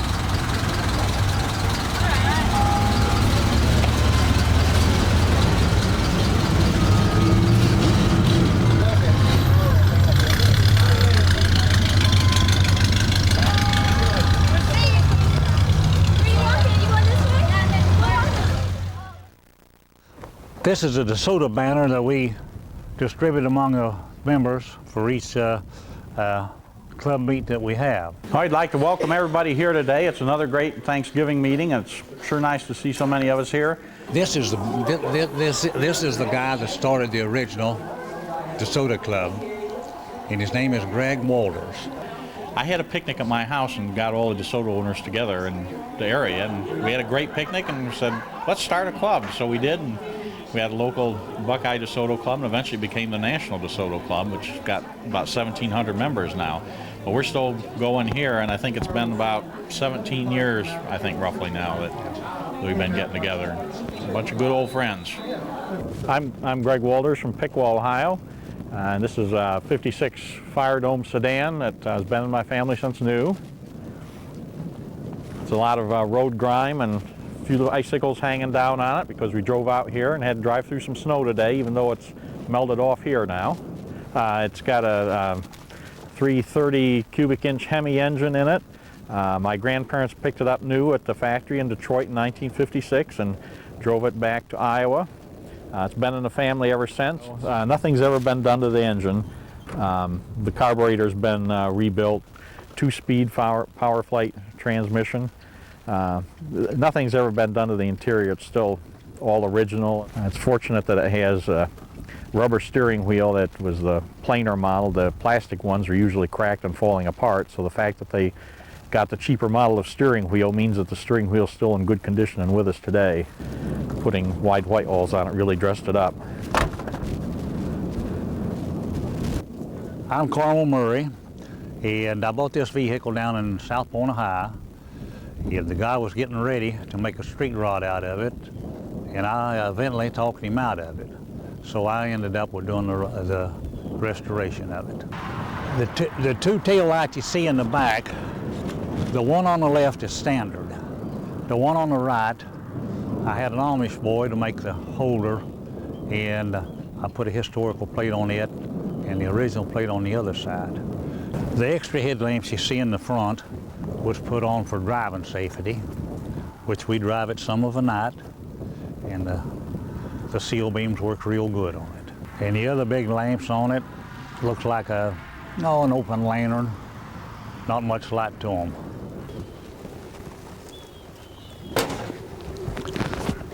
Now the engine was rebuilt by Tom Armstrong, and we had to bore it oversized and have pistons made for it. And AG out in California made the pistons and the rings. We just painted back the same color of the body. And then the hand strap, the striping on it is all done by hand. Yeah, here's the original visor on it. And now the windshield rolls up. Oh, okay. But I have it sealed good, because if you roll it up, you got to leave it a little loose. And when it rains, it wants to come right back down in it. This is Bob Fox, and he used to be a DeSoto dealer. I started in 1946 after the war. My father was in there in 1928. 1961 when they come out, well, we only had about 3 or 4 cars. And then we knew that it was going out. A lot of experience in cars and meeting people, and that was the best end of all of it. Meeting a lot of people. Had a lot of late suppers. Well, it was personal service. Yeah. They come to you. They didn't go to some salesman. They come to you and they say, well, Bob, I got a noise in that car. I'd like to get something done. We did find a Coke bottle down in the door well, and a 2-door hardtop DeSoto 60 model. And every time he'd go around the corner, it'd roll back and forth. And then there was a note. We handed it to the factory service manager. And we handed it to him and told him about it. And he said, well, the note in there said, where you found me. So we kind of more or less laughed about it and went on. But it cost the factory, to tear it down and put it back together. I'm Ken McDaniel, and I'm the president and founder of the American Station Wagon Owners Association. And it's a club dedicated to the preservation of station wagons. I started the club in 1996, and what I did is I just wrote a letter to the editors section of Hemmings, and I just put an ad seeing if there was any interest in starting a station wagon club. And I had 22 responses. And one of the people was here today, Mark Kennedy, with the original 22. And so that's how I started it. And we started producing a newsletter, which was kind of crudely done, and now it's like a magazine. And right now there's about 400 members, nationwide. So it has grown quite a bit in just a few years. Hi, my name is John Slovic. This is my 1973 Chevrolet Caprice Estate station wagon, and it has a 400 cubic inch 2-barrel V8, pretty much all original. This is how the clamshell works. It's all electric.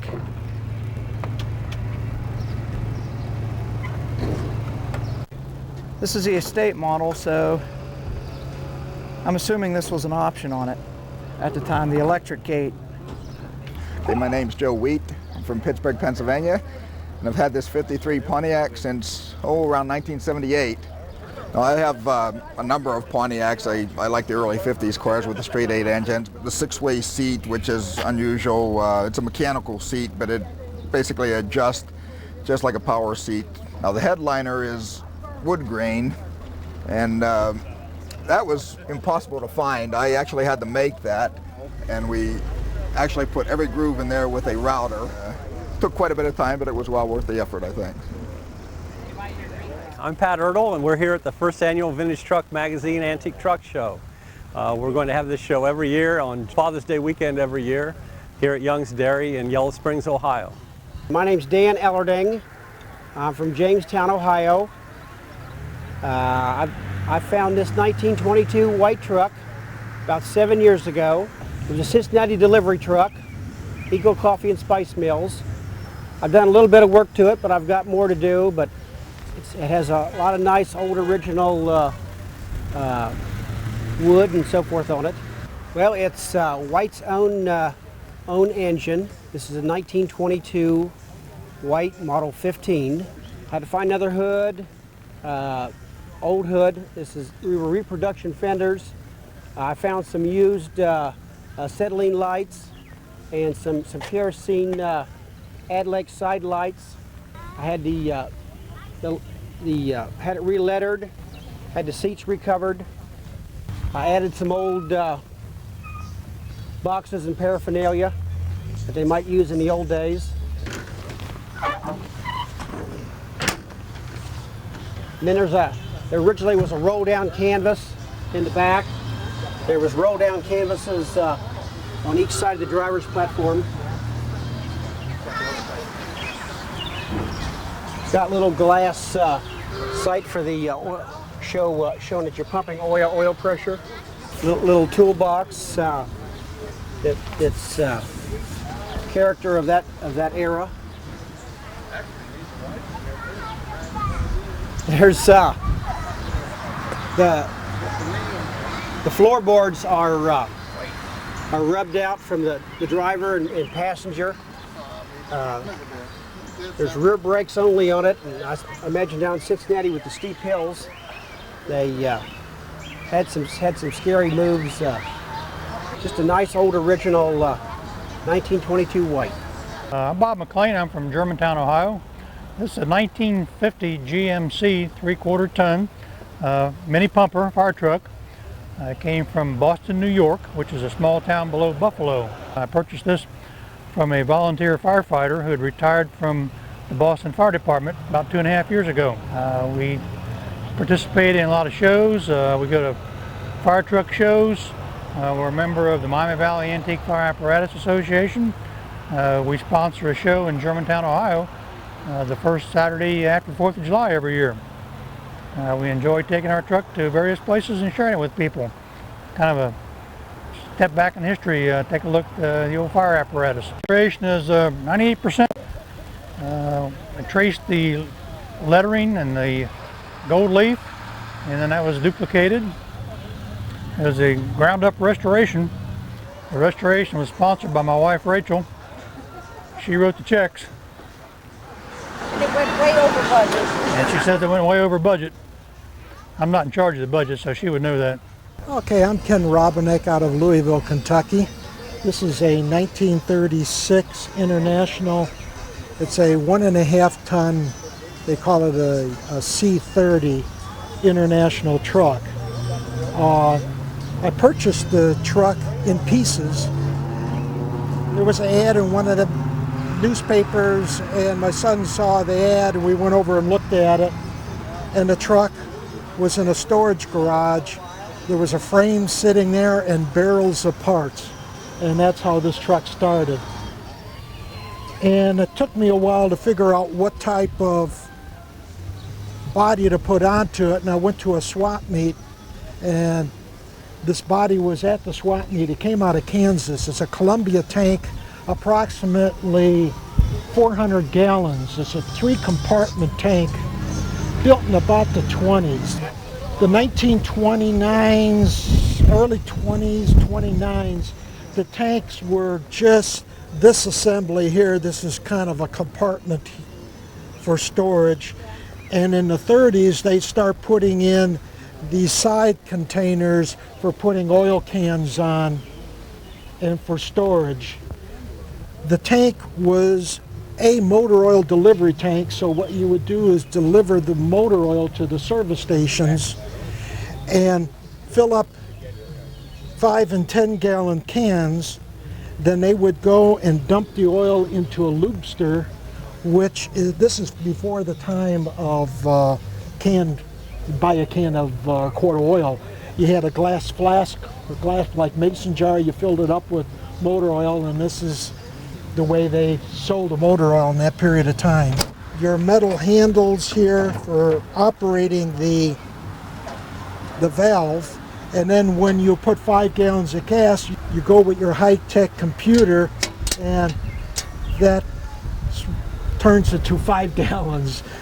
I restore gas station memorabilia, and I've been restoring some Gulf oil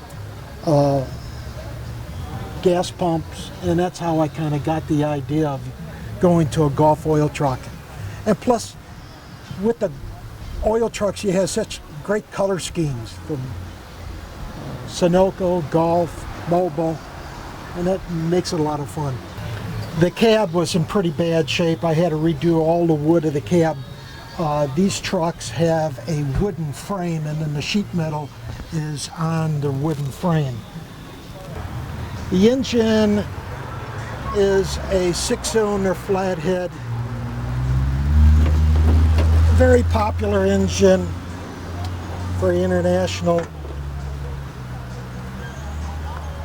They had an engine called the HD 233 cubic inch.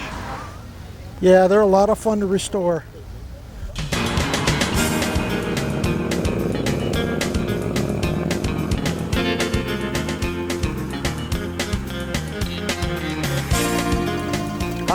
Jim Pluff. I'm with the Millionaire's Car and Cars and Disney Collection in St. Ignace, Michigan. We're 4 miles west of St. Ignace on Highway 2, and this is our collection here. Over here in this direction, we have a little different situation here. Most places that you come to are called museums, but I won't let anybody call our place a museum. I like to call it a display because we like to come back here and play. Our emphasis is all on the play of display, and what could be more fun than cars and Disney. And then right here behind us are what I call our twin XKE Jaguars. One is a 1968 coupe, and the other is a 1969 convertible top. There's very little difference between the two cars except for the hard top and the rag top. They're 6-cylinder engines, 4.2 liters, and they always feel like you're going faster than you are when you drive these cars.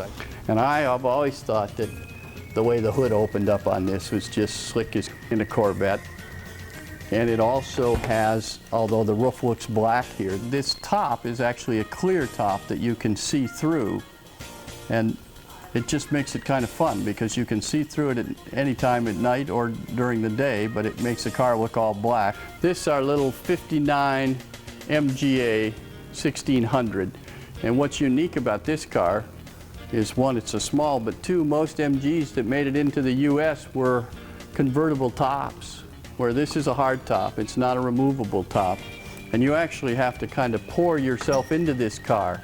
It is, it doesn't look like it has a lot of room in there, but I'm 6'2", and if you just sit down, duck yourself in, once you get your head in here, there's enough headroom, and then if you just grab one leg, you grab another leg, pull it in here, and away you go. Now, your elbow may drag on the ground as you're going down the road, but it's a cute little car, and when you drive this car, it certainly turns some heads going down the highway. Now, this is a 1940 Buick Limited that I acquired a few weeks ago. The limo driver or drivers would stand in front of the car, and they spent more time standing and waiting than they did driving, and they'd stand there, and if you look, there's a place on each of the front fenders. Supposedly, it's been worn by the rear end. And there's one on this side too. It's a little bit bigger though. And so that's the story behind that. I think that's kind of an unusual tale, and it's nice to continue the legend. This has the same straight 8 engine as the 38, but it's the larger variety. That's 110 horse, this is 140. And there's a nice footrest down here, which is a nice touch. It's just a very spacious vehicle. This is being converted into a police car for Easton Town Center. Front and rear fenders, and then white in the center, and blue roof, and there'll be an emblem on the door that says Easton Town Center Security. This car, when it came in, we got it out of California. The body on it was in pretty good shape. Other than I stripped it down to steel. It had moldings. If anyone knows anything about the old 56-4s, it went all the way down it throughout the back that I got rid of. Welded all that up. All the chrome was sent out and redone and cleaned up. And let's see, had the hood ornament and stuff in there. I got rid of all the accessories basically, and wanted to make it look as plain Jane as possible, just like a standard cop car basically would. It's got a late model 302 in it.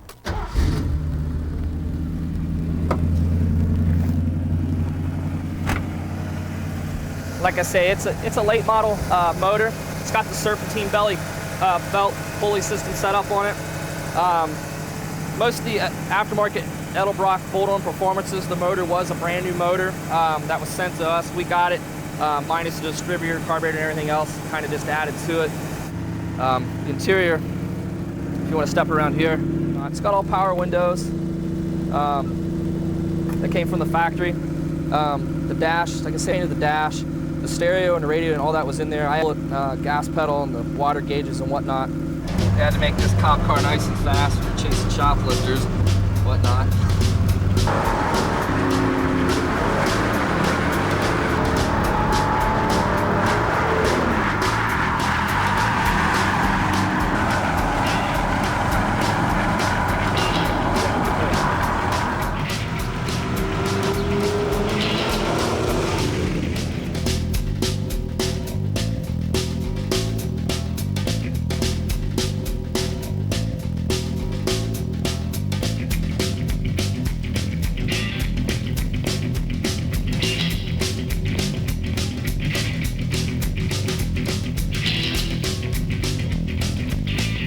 Hi, we're here at the Mid-Ohio All-Ford Spring Swap Meet. As you can see, it's a beautiful spring day. Come on, let's go look at all the cars we have to see.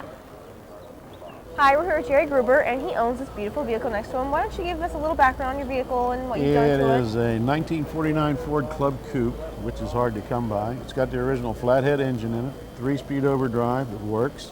But we still had a real good turnout. We're probably going to be somewhere around 22,000 people overall. And we have a little over 600 vendors. We have 4 buildings here. It's all indoors. They're all heated. I'm here with Jeff Johnson at the Chrysler Classic Car Show in Columbus, Ohio. Jeff, why don't you tell us a little bit about how you put all this together? Sure, this is our 8th year. We've done just a Chrysler product only swap meet in Cars for Sale. There's general swap meets all across the country going years back, but not too much stuff just for the Mopar owners. So we put these together. After 8 years, it's been quite successful. We're in Mopar country. Dodge Highway. This truck here is owned by Dave Wheeler from right here in Ypsilanti. These two Renaults need to report to the lost and found area. You're missing your radiators. We've got a 1908 AG Roadster here in the front. 4 Imperials here that we'll pull in together as a group. And you're actually sealed inside there, sir. There's no way out, right? It's just absolutely an incredible, incredible car. It's a 33 Auburn, and it's strictly for fun. It's not a practical car. It's only a 2-seater. It's got this boat tail. It's easy to get in and out. Easy to get in and out of. Yes, we can see that. My name's Bob Reiser from Jamestown, Ohio. This is our 4th annual AMC show, and we have Nash, Hudson, Javelin, Pacer. We have all the AMC cars here. But the show here showcases everything from Corvettes to, I even saw a couple Ferraris running around here today, and there's even a Ferrari for sale over here. Here at the show, you'll find everything from the more common Chevys and Fords to a rare 1955 Cadillac station wagon. My name's Wayne Turner, Dayton, Ohio. And what's kind of special, really, the most important thing historically is that they're the only wagons built that are Cadillac wagons that were really done with the factory's involvement. The fundamental concept to a swap meet, which is helping people transact, buy, sell, or trade. That's really what the old car hobby is founded upon, and it's a great thing. And they had a lot of Corvettes at the auto show too. Here's the 55 Corvette. Here's Harley Earl's 63 Vet.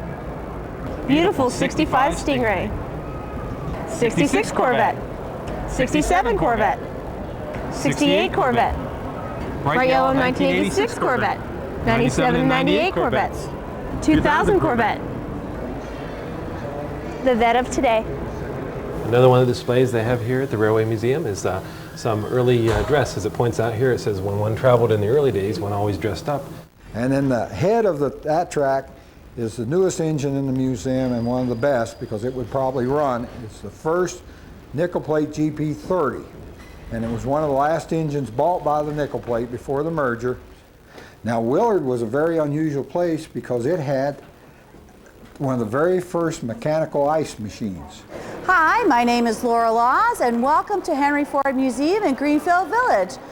Right here what we're looking at is a cutaway chassis of a Model T Ford. You can see one of the early Benz cars right there. Mr. Benz actually credited with the invention of the internal combustion engine.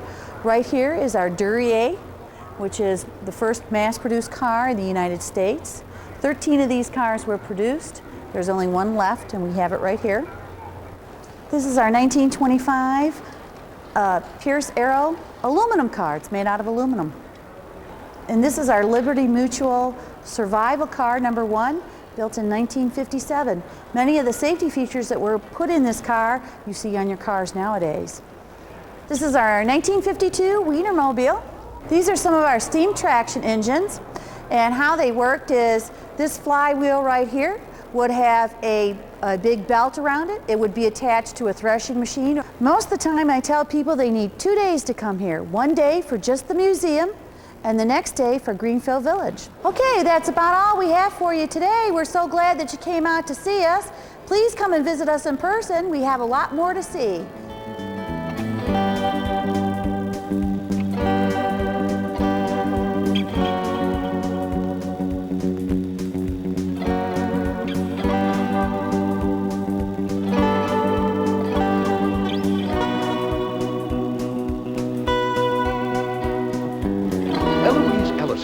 Has been purring more like a tomcat. And all because Alvin, who lives next door, instead of fixing the real trouble, Alvin covered it up by setting the idle adjustment very high with this embarrassing result. But our man Leo Breithaupt, 37 years of age, steps right out in front and takes an early lead there. And the crowd begins to get to their feet as he drives, always driving hard in number 20. Always with winning in mind, though occasionally some of his movements may be a source of trouble for those fighting behind him. Hence the name Leo the Hatchet Breithaupt, who has caused some wrecks, but it's all part of the game. And if somebody gets squeezed out in the process this afternoon, or forced into a wall perhaps, it's a fair game. What was the biggest racing thrill you've ever had? Well, of course, I have a thrill every time I race, but the most prominent are, well, 2 of them. I had one time I was in a pile-up, flipped my car end over another car, and bent the axle, well, pretty bad. However, I have a good pit crew. They came out in a matter of minutes, straightened it, and that put me on the tail end of the track to restart. And we only had 8 laps to go, and I won the race.